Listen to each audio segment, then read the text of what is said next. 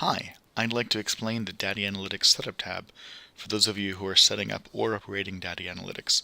You can get to the Data Analytics Setup tab if you're in the Data Analytics app or by clicking on the plus sign, which you'll find at the end of all of your tabs.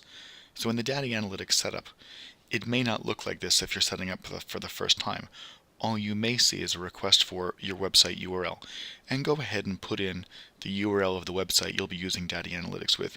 You can change this at any time, and once you've done that, click on Associate/UpToDate Website URL. And once you've done that, you'll see all this other information below. You can click on Edit and change any of these settings. Now, we can work on multiple websites, so if you'd like, you can put in any additional website you have right here.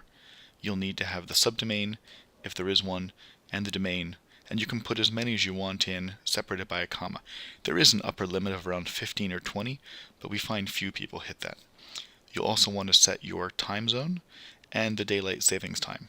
Set it to automatic US or automatic European Union if you're in the US or EU.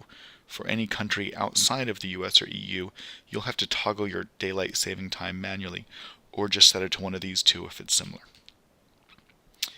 Now, much like Salesforce for Google AdWords, which was one of the apps we replaced, that populated the lead source, and we can too.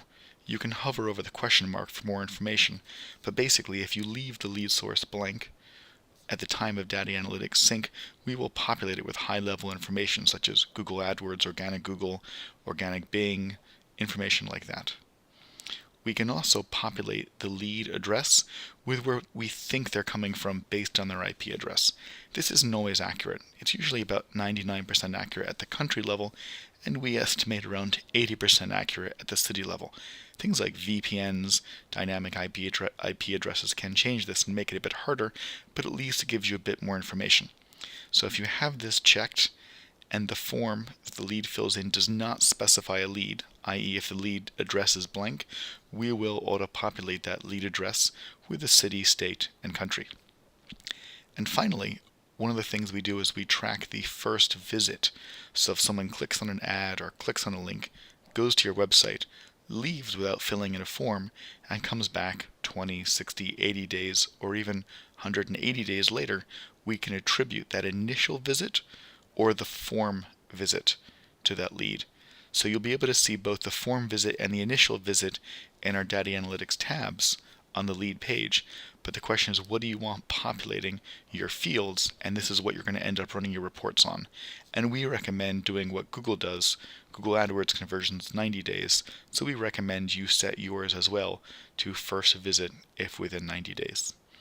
Once you've done that, click Save, and those are your settings. So those are the things you can configure on this page, and we hope you find that helpful. Thank you.